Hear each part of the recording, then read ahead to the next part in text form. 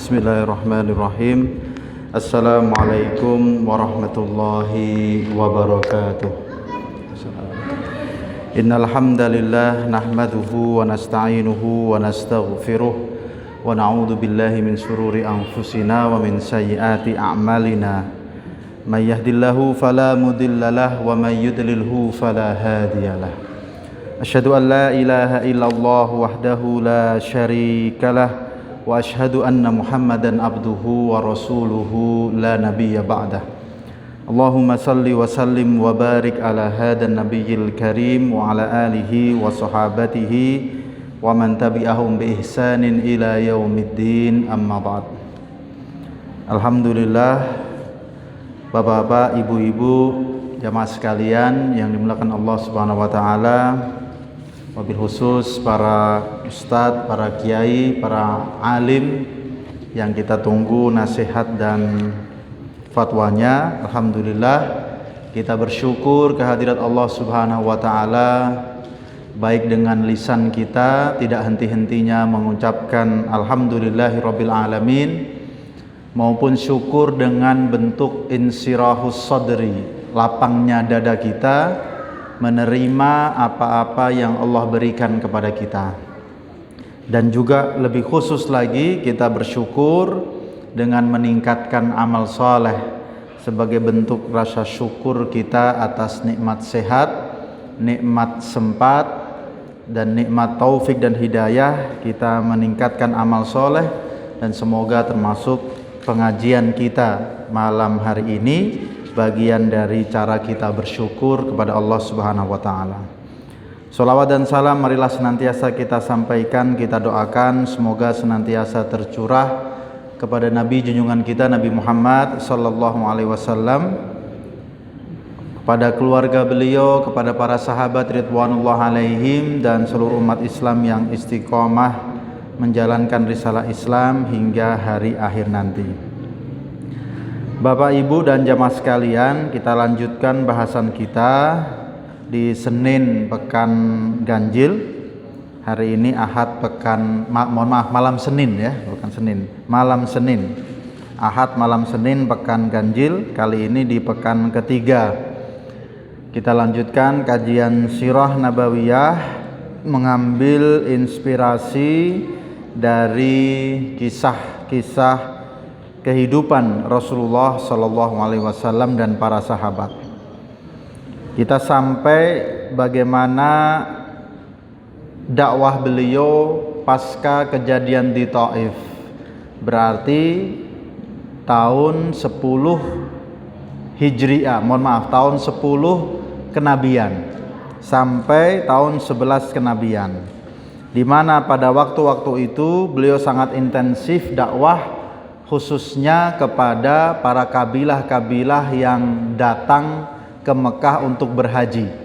Kita tahu pada waktu itu sudah ada yang namanya ritual haji pada masa jahiliyah. Orang-orang di Jazirah Arab berdatangan pada bulan-bulan haji, Zulqa'dah, Zulhijjah, dan Muharram. Mereka datang melaksanakan haji, ritual haji versi jahiliyah. Nah, mereka juga tinggal di Mina, mereka juga membuat kemah-kemah sesuai kabilahnya. Maka Rasulullah SAW mendatangi mereka untuk mendakwahkan Islam. Begitu pula di masa-masa itu ada beberapa person-person yang mendatangi Rasulullah SAW karena mendengar kabar, kemudian mendatangi dan ingin membuktikan, dan sebagian mereka juga masuk Islam, atau karena ketertarikan itu mereka masuk Islam. Di antaranya yang sudah kita bahas pada pertemuan sebelum ini, bagaimana seorang Abu Dzar Al-Ghifari yang mendengar berita tentang Rasulullah SAW lalu mengutus sang adiknya untuk mengecek kebenarannya. Ketika diberitahukan benar ada orang yang menyuruh pada kebaikan dan mencegah pada kemungkaran, Abu Dzar Al-Ghifari ini tidak puas. Karena tidak puas, dia datang sendiri ke Mekah sampai akhirnya bertemu Rasulullah SAW dan masuk Islam. Kemudian diminta untuk oleh Rasulullah SAW langsung kembali pulang ke Mekah, tapi Abu Dzar ini ternyata justru malah sempat berhenti dulu di Ka'bah, mengumumkan keislamannya di hadapan orang-orang musyrikin Quraisy. Maka akhirnya dipukuli ya hingga kepayahan, tetapi akhirnya bisa diselamatkan. Salah satunya karena Abu Dzar ini dari kampung Ghifar, kampung yang senantiasa dilewati oleh orang-orang Quraisy saat berdagang menuju Syam. Maka selamat, karena orang-orang Quraisy tidak mau tentu kalau mereka berdagang akan dibalas oleh orang-orang Ghifar. Nah, kita lanjutkan beberapa sahsiyah, beberapa tokoh-tokoh yang juga menerima dakwah Rasulullah SAW di masa-masa itu, tepatnya sebelum peristiwa Isra Mi'raj. Sebelum peristiwa Isra Mi'raj, ada tokoh-tokoh yang lain yang juga menerima dakwah Rasulullah SAW.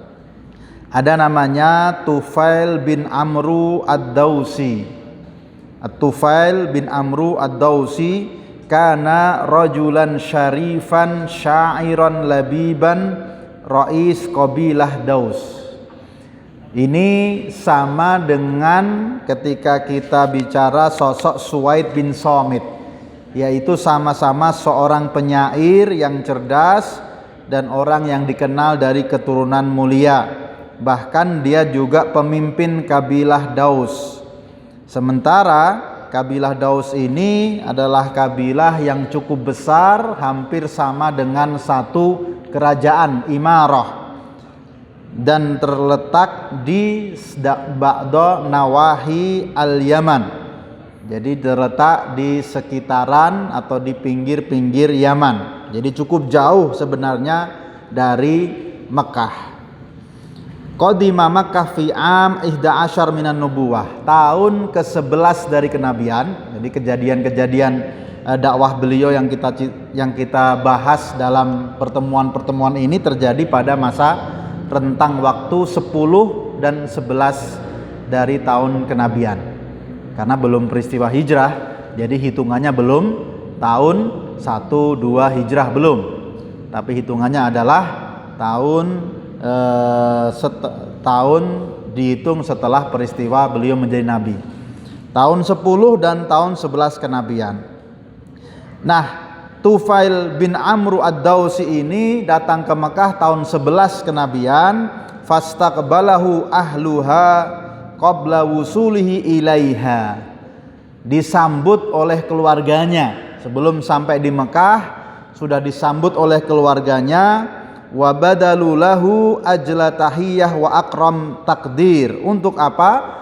Karena ingin menyambut dengan sepenuh penghormatan. Jadi ini orang yang luar biasa ya, keluarganya menyambut terlebih dahulu, tetapi ternyata keluarganya bukan hanya menyambut, tetapi mengingatkan, memberikan peringatan, mewanti-wanti. Kalau sekarang ada istilahnya travel warning. Jadi kalau melakukan perjalanan maka diberikan peringatan ada apa di sana. Maka mereka mengingatkan, ya Tufail innaka qadimta biladana wa hadzal rajul alladhi baina adharina qad a'dala bina wa qad farraqa jama'atina. Jadi keluarganya ini mengingatkan, wahai Tufail, engkau telah datang di negeri kami yaitu Makkah, dan ada laki-laki yang di antara kami yang telah lepas menentang kami. Mereka memecah-mecah jamaah kami. Dan wa innama qauluhu kas-sihr yufarriqu bainar rajul wa abihi wa bainar rajul wa akhihi wa bainar rajul wa zawjihi wa inna nakhsha 'alaika wa ala qaumika ma qad dakhala alaina. Jadi kaumnya ini ternyata mengingatkan tentang Rasulullah Shallallahu Alaihi Wasallam. Hati-hati, di negeri ini ada laki-laki yang telah menentang kami dan memecah persatuan kami. Dan sesungguhnya kata-katanya bagaikan seperti sihir, yaitu memisahkan antara seorang laki-laki dengan ayahnya, memisahkan antara seorang laki-laki dengan saudaranya, bahkan seorang laki-laki dengan istrinya. Dan kami takut engkau terkena atau engkau mendapatkan sebagaimana yang telah kami dapatkan. Jadi dianggap itu satu fitnah.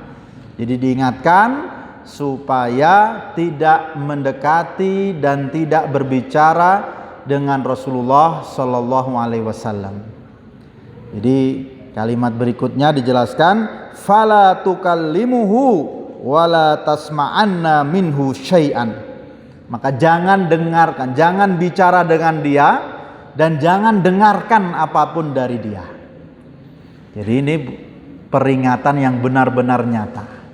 Padahal kita tahu bagaimana sosok Tufail bin Amru ad-Dausi adalah seorang yang terhormat, seorang yang dia dikatakan labib, cerdas, penyair yang punya banyak pengalaman, tetapi diingatkan seperti itu oleh kaumnya. Jangan dekati, kata-katanya seperti sihir, dia telah merusak dan memecah antara seorang dengan ayahnya, seorang dengan saudaranya, seorang dengan istrinya bahkan. Maka dikatakan fa wallahi ma zalu bi hatta ajma'tu ala asma'u minhu syai'an wala ukallimuhu hatta khasyautu uduni hina ghadautu ilal masjid kursufan. Namanya dipengaruhi dan yang ngasih tahu saudaranya ya tentu percaya. Maka ketika diingatkan terus, akhirnya Tufail mengatakan, demi Allah, ya, mereka terus-terusan mengingatkan aku tentang hal itu, maka sampai aku berkomitmen, hatta ajma'tu, aku berkomitmen, aku bertekad untuk tidak mendengar darinya sedikit pun dan tidak berbicara dengannya, bahkan aku tutup kedua telingaku ketika berangkat ke masjid dengan kapas. Jadi sudah benar-benar mencegah karena terpengaruh oleh keluarganya yang sudah mengingatkan. Dia bertekad tidak akan mendengar, tidak akan berbicara, dan bahkan kalau perlu ditutupi telinganya dengan kapas. Kemudian faghadautu ilal masjid fa idza huwa qa'im yusalli indal Ka'bah faqumtu qariban minhu fa aballahu illa an yasma'ani ba'da qawlihi fasami'tu kalaman hasanan. Maka kemudian ketika Tufail bin Amru ad-Dausi ini ke masjid melihat Rasulullah sallallahu alaihi wasallam qa'im yusalli indal Ka'bah, berdiri salat di Ka'bah, kemudian dia juga berdiri dekat dengan Rasulullah sallallahu alaihi wasallam, dan ternyata Allah takdirkan Tufail bin Amr ad-Dausi ini tetap masih mendengar apa yang dilafalkan Rasulullah sallallahu alaihi wasallam. Fasami'tu kalaman hasanan, dan aku kemudian mendengar satu ucapan yang baik, satu ucapan yang baik. Tentu ketika itu Rasulullah sallallahu alaihi wasallam sedang sholat, ya, melafalkan Al-Quran, maka terdengar oleh Tufail. Maka Tufail ini kemudian berpikir, dia mulai berpikir dan bahkan menyalahkan dirinya dengan mengatakan, wallahi inni rajulun labibun syair ma yakhfa alayya al-hasan minal qabih fama yamna'ani an asma'a min hadar rajul ma yaqul. Dia mengatakan, demi Allah, bukankah aku ini adalah penyair yang cerdas, penyair yang terkenal, orang yang bisa membedakan mana kata-kata yang baik dan yang buruk. Kemudian apa yang menjadikan aku tidak mau mendengar dari laki-laki ini? Fa in kana hasanan, kalau memang kata-katanya baik aku akan terima. Kemudian fa in kana qabihan taraktu, kalau memang kata-katanya jelek ya aku tinggalkan. Famakastu hatta insarafa ila baitihi fattaba'tuhu. Maka kemudian dia tinggal sejenak dan menunggu setelah Rasulullah SAW selesai, kemudian didatangi rumahnya. Maka setelah sampai ke rumahnya, kemudian Tufail bin Amru ini kemudian menceritakan kondisinya, menceritakan bagaimana ketika dia mau masuk Mekah disambut keluarganya, kemudian diceritakan tentang keluarganya memberikan peringatan kepada dia. Bahkan juga dia menceritakan bagaimana dia sempat menutup kedua telinganya. Jadi terang-terangan menceritakan, dan kemudian sampai akhirnya mengatakan a'rid alayya amraka. Tolong sampaikan kepadaku apa sih yang menjadi urusanmu tadi? Apa sih yang kemudian ditakutkan oleh orang-orang, kebanyakan bahkan keluargaku? Saya pengen tahu gitu.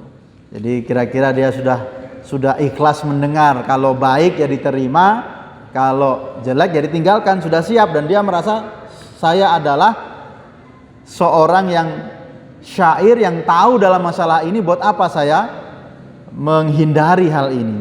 Maka kemudian fa'arada alayya Islam wa ta'ala alayya al-Qur'an fa wallahi ma sami'tu qawlan qattun ahsan minhu wala amran a'dal minhu fa aslamtu wa syahidtu syahadatal haq. Dia bercerita, kemudian Rasulullah SAW menawarkan kepadanya Islam, membacakan kepadanya Al-Quran, dan dia mengatakan, demi Allah, belum pernah aku mendengar satu ucapan yang lebih baik dari hal itu, dan belum pernah aku melihat satu urusan yang lebih adil dari hal itu. Maka kemudian aku berislam dan bersyahadat dengan syahadatul haq. Jadi kemudian sama seperti ketika Rasulullah SAW mendengarkan atau menerima keislaman Abu Dzar, Rasulullah SAW juga berpesan kepada Tufail Ad-Dausi untuk kembali ke kaumnya, kemudian dakwahilah kaumnya kepada Islam, dan berdoalah kepada Allah agar memenangkan urusan ini. Maka ini yang juga dilakukan oleh Tufail bin Amr Ad-Dausi, kemudian kembali ke kaumnya, mendakwahkan kepada kaumnya, sampai nanti kembali bertemu Rasulullah SAW adalah ketika di Madinah. Beliau dan kaumnya berhijrah ke Madinah setelah Khandaq. Jadi setelah, berarti kalau Khandaq sekitar tahun 5 ya, 5 atau 6 Hijriyah. Berarti ini fase yang panjang. Sementara kejadian dakwah ini terjadi pada tahun 10 kenabian atau 11 kenabian. Berarti sekitar 2-3 tahun sebelum hijrah. Jadi 2-3 tahun ditambah 5 berarti 7-8 tahun. Dipesani untuk pulang ke kaumnya, berdakwah, dan setelah Khandaq baru bergabung di Madinah 8 tahun. Tetapi benar-benar beliau menerima dan mentaati Rasulullah SAW ketika berhijrah dan bergabung ke Madinah. Beliau membawa wa ma'ahu sab'una aw samanuna baitan min qaumihi. Beliau membawa 80 keluarga dari kaumnya.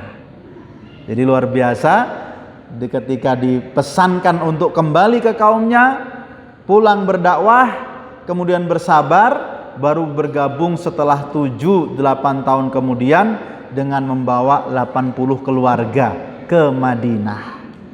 Wa qad abla fil islami bala'an hasanan wa qutila syahidan yaumal yamamah. Kemudian beliau mendedikasikan hidupnya untuk Islam dengan khidmah dan dedikasi yang baik, kemudian meninggal dalam kondisi syahid pada peperangan Yaumul Yamamah atau perang Yamamah. Nah, Bapak Ibu dan jamaah sekalian yang dimuliakan Allah Subhanahu wa taala, jadi sosok Tufail bin Amr Ad-Dausi ini keislamannya pada masa-masa 10 atau 11 tahun kenabian, pada masa-masa Rasulullah SAW setelah pasca beliau dakwah di Taif. Tentu pelajarannya banyak. Yang beberapa bisa kita mengambil inspirasi, diantaranya adalah betapa di dalam dakwah ini Rasulullah SAW memang menerima tuduhan, fitnah sebagaimana yang tadi dilancarkan oleh keluarganya Tufail bin Amru ad-Dawsi. Jadi ada banyak orang yang tentu membuat cerita, ya, tadi kalau bahasa kita membuat hoak agar supaya kebenaran itu tersembunyi. Maka ditutup-tutupi, dikisahkan, jadi dibolak-balik sesuatu yang kebenaran kemudian dikisahkan oleh keluarganya Tufail bin Amru ad-Dawsi dengan sesuatu yang dikatakan itu seperti sihir. Itu kemudian dia banyak memisahkan antara seseorang dengan keluarganya, seseorang dengan saudaranya, seseorang dengan istrinya bahkan. Jadi ini kisah-kisah pada zaman dulu ya sama. Yang namanya hoak ya, tujuannya adalah untuk memalingkan orang dari kebenaran. Maka zaman dulu sampai hari ini sesuatu yang masih ada. Maka hati-hati dengan kabar-kabar, hati-hati dengan kabar-kabar yang tidak jelas, maka sesungguhnya bisa membolak-balikan kondisi, menyembunyikan kebenaran. Maka kita juga perlu bersikap seperti Tufail bin Amru ad-Dawsi, yaitu apa? Dia akan menyeleksi benar tidak itu terjadi, benar enggak apa yang diomongkan. Jangan-jangan itu adalah berita yang tidak benar. Maka kemudian dia mengatakan, aku akan mendengar ucapannya, seandainya baik akan aku terima, dan seandainya buruk aku akan tolak atau aku akan tinggalkan. Tentu ini sikap yang berat ya, sikap yang membutuhkan kesungguhan, membutuhkan kecerdasan juga, bagaimana dia siap menerima dari Rasulullah Shallallahu Alaihi Wasallam. Dan kemudian juga Bapak Ibu dan jamaah sekalian, salah satu hal yang menarik adalah bagaimana kemudian dia dalam berislam itu kokoh, teguh dan bersemangat bahkan mendakwahi kaumnya. Pulang ya, dan kemudian dengan modal keislaman itu kemudian dia mendakwahi kaumnya sampai 7-8 tahun kemudian berhasil bahkan membawa 80 keluarga. Namanya 80 keluarga itu banyak sekali dari kaumnya bergabung ke Madinah. Padahal pada saat itu kan komunikasinya lewat apa kira-kira? Kan terbatas, Pak ya. Komunikasinya terbatas. Dengan Rasulullah SAW mungkin, tapi kita belum tahu dari riwayatnya bagaimana mungkin beliau mengirim utusan, mungkin beliau mengirim surat, mungkin saja. Tetapi dalam masa itu yang kita tahu beliau sangat mandiri dalam berdakwah, mengajak kaumnya sampai ke Madinah, sampai setelah perang Khandaq. Apa pelajarannya? Bahwa ternyata seorang itu harus memiliki tarbiyah zatiyah, yaitu mampu menyemangati diri sendiri, mendidik diri sendiri untuk kokoh di dalam berislam. Ya, ketika memang kesempatan atau momentum tidak memungkinkan. Jadi tidak memungkinkan Tufail bin Amru ad-Dawsi ini ke Mekah dalam kondisi-kondisi seperti waktu itu yang masih mencekam. Nah Bapak Ibu, pelajarannya bagi kita ini dimudahkan untuk menjaga semangat keislaman kita. Dimudahkan, pengajian tidak kurang-kurang ya, yang di masjid, yang offline juga banyak. Kemudian apalagi yang online. Di YouTube, di Facebook kita bisa menimba ilmu dari banyak para ulama, tidak kurang-kurang. Maka sesungguhnya dengan kesempatan dan momentum sebanyak itu seharusnya kita punya kesempatan untuk apa? Tarbiyah dzatiyah, mengokohkan keimanan kita, mengokohkan keislaman kita, tolabul ilmi. Jadi kesempatan untuk terus menambah keimanan, keislaman dan ilmu kita tuh banyak sekali hari ini. Kalau yang orang-orang dulu kita lihat begitu masuk Islam dilepas ke kaumnya 7-8 tahun tetap kokoh berislam itu. bahkan mendakwahkan keluarganya. Itu kan luar biasa. Nah, kalau kita kesempatannya luar biasa dalam berislam, kita dijaga dengan pengajian, ya, dengan kajian, maka sesungguhnya berarti kesempatan kita untuk bersemangat berislam, bersemangat berdakwah juga harusnya lebih kuat, karena senantiasa terjaga, gitu. Senantiasa terjaga. Cuman memang fenomenanya, kita ini fenomenanya begitu banyak kesempatan, biasanya malah lalai, biasanya malah tidak semangat, atau biasanya malah nunda-nunda. Wah, nanti sajalah, besok masih bisa, ya. Besok masih bisa. Ya, ternyata justru malah tidak optimal. Saya masih ingat ya, bagaimana dulu ketika belum ada era internet. Kita senang sekali baca di perpustakaan, ya. Buku itu mahal sekali. Nyari buku di lapak, buku-buku itu sebagai harta karun itu. Jadi saling minjem, kadang minjem tidak dikembalikan. Pokoknya sesuatu yang berharga kita buka, gitu. Sangat berharga. Nah, ternyata kemudian setelah masuk era internet, ya, buku dalam bentuk format digital, buku sekarang nyarinya gampang sekali. Tinggal dari nyari di internet, bacaan kita banyak sekali, mudah sekali. Pertanyaannya, apakah kita masih senang baca atau tidak? Itu kan. Ternyata yang dibaca ternyata justru malah, ya, berita-berita singkat atau apa-apa yang ringan-ringan. Itu contohnya. Ketika sudah ada fasilitas banyak, belum tentu kita malah semangat. Di zaman dulu susah nyari buku, ya, buku begitu berharga, kita semangat baca. Kalau sekarang nanti bisa, udahlah di save dulu, ya, disimpan dulu, di bookmark dulu, bacanya kapan-kapan gitu. Ternyata malah nggak baca itu. Itu contoh, ya. Di YouTube juga demikian. Wah, ada pengajian bagus, pengajiannya banyak, ya sudahlah, nanti kapan-kapan saja. Akhirnya malah nggak nyimak juga. Artinya ini adalah bagian dari godaan hari ini. Kita bisa mencari kitab dengan mudah. Kita bisa menyimak pengajian dengan mudah, tapi pertanyaannya jangan-jangan malah kita tunda-tunda dan kita lewati. Jadi kesempatan ini adalah sangat berharga untuk menjaga kekokohan kita dalam berislam. Kemudian berikutnya ada sosok namanya Dimat Al-Azdi. Dia juga datang dari suku Azdi, daerah Yaman. Wa kana yaqafi min hadarri. Kalau yang dulu-dulu itu sebagai penyair. Nah, yang ini agak beda. Dia kerjaannya adalah orang yang biasa menyembuhkan, ya, menyembuhkan dengan mantra-mantra, dengan jampi-jampi. Ya, jadi pada zaman dulu mungkin kalau ada yang sakit, nah dia menyembuhkan dengan mantra-mantra, dengan jampi-jampi. Maka qadima Makkah fasami'a sufahauna yaqulun inna Muhammadan majnun. Ketika dia datang ke Makkah, maka orang-orang mengatakan kepada dia, di sini ada juga orang gila namanya Muhammad. Naudzubillah summa naudzubillah. Maka dia, karena dia juga biasa mengobati orang-orang yang kesurupan, orang-orang yang gila, orang-orang yang punya kelainan, maka dia bertekad untuk mengobati. Lau anni ataitu hadar rajul la'allallaha yashfihi ala yadi.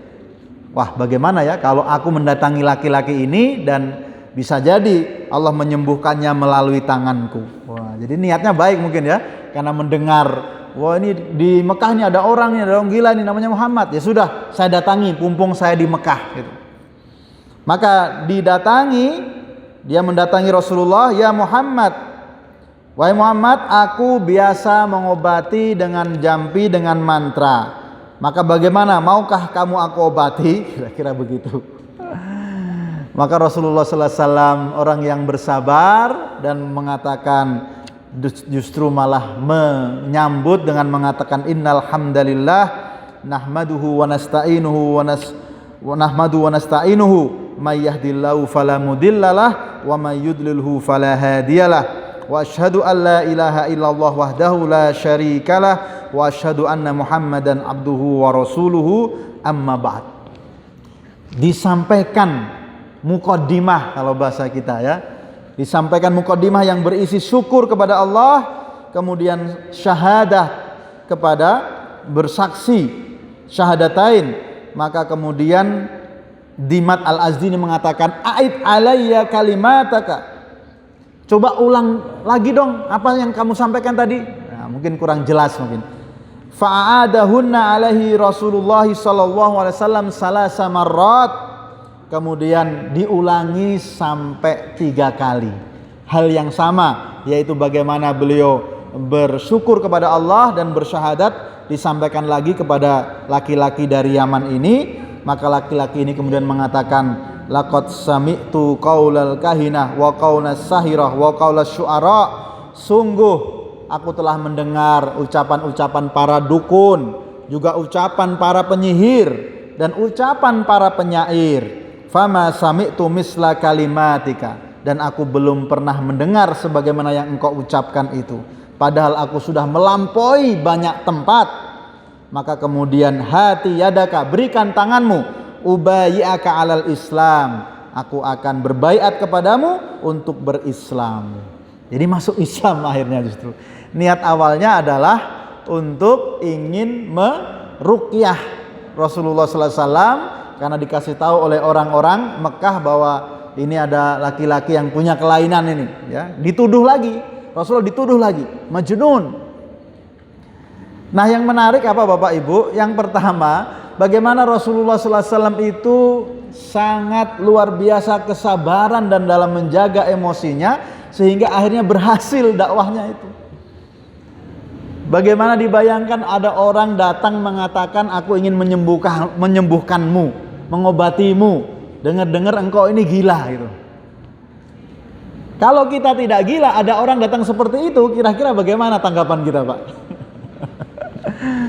Tentu kita akan marah luar biasa. Orang nuduh gila saja kita marah, apalagi itu orangnya datang ke sini dan mengatakan seperti itu. Nah, Rasulullah sallallahu alaihi wasallam tidak berucap apapun kecuali kemudian memberikan tadi bersyukur kepada Allah dan bersyahadah. Dan yang menarik lagi sampai dikatakan diminta untuk mengulangi sampai berapa kali, Pak? 3 kali, Pak. Jadi benar-benar ini adalah bentuk bagaimana Rasulullah sallallahu alaihi wasallam kesabaran dalam berdakwah. Disuruh mengulangi, itu mau beliau. Sampai berapa kali? 3 kali. Ya. Kalau sewajarnya kita, ya manusiawinya kita kan nggak sabar, Pak. Kita baru ngomong baik-baik, ya suruh ngulangi lagi, coba ulangi lagi itu. Coba ulangi lagi, kan ya sebel kita, Pak itu. Ini niat atau tidak itu kan? Tapi Rasulullah SAW jauh dari apa yang kita sangkakan. Beliau bersabar mengulangi sampai 3 kali, sampai akhirnya laki-laki ini kemudian tersadar dan kemudian masuk Islam akhirnya. Maka ternyata berbagai macam, ya kemarin kita berikan contoh kemungkinan orang mendapatkan hidayah, mendapatkan kebaikan dalam Islam itu dengan berbagai cara. Bahkan yang awalnya niatnya ingin mengobati, ya Rasulullah SAW justru malah tertarik dan bersaksi, ya, dan bersaksi. Apa itu? Dia mengatakan, sungguh ini adalah ucapan yang baik, aku belum pernah mendengarnya. Aku sudah mendengar ucapan para penyair, para penyihir, ucapan para dukun, dan tidak ada yang seperti ini. Ini beda. Ini berarti dia juga mempunyai kemampuan untuk menelaah dan menganalisa. Jadi Bapak Ibu dan jamaah sekalian, jadi Dimat Al-Azdi ini kemudian masuk Islam dengan awalan tadi hal yang unik dan menarik, berawal dari kesabaran Rasulullah Sallallahu Alaihi Wasallam. Maka pelajaran bagi kita bahwa senantiasa kita itu bertemu orang dengan banyak modelnya. Bertemu orang dengan banyak modelnya, termasuk kadang-kadang bertemu dengan yang model seperti ini, maka tidak ada cara lain kecuali juga kita menguatkan kesabaran kita di dalam berdakwah. Dan semoga dengan kesabaran-kesabaran itu kemudian ada juga yang mendapatkan kebaikan dari dakwah kita. Demikian, semoga Allah Subhanahu wa taala mudahkan kita untuk istiqomah hingga husnul khatimah. Aqulu qawli hadza wa astaghfirullahi li wa lakum innahu huwal ghafurur rahim. Wassalamualaikum warahmatullahi wabarakatuh.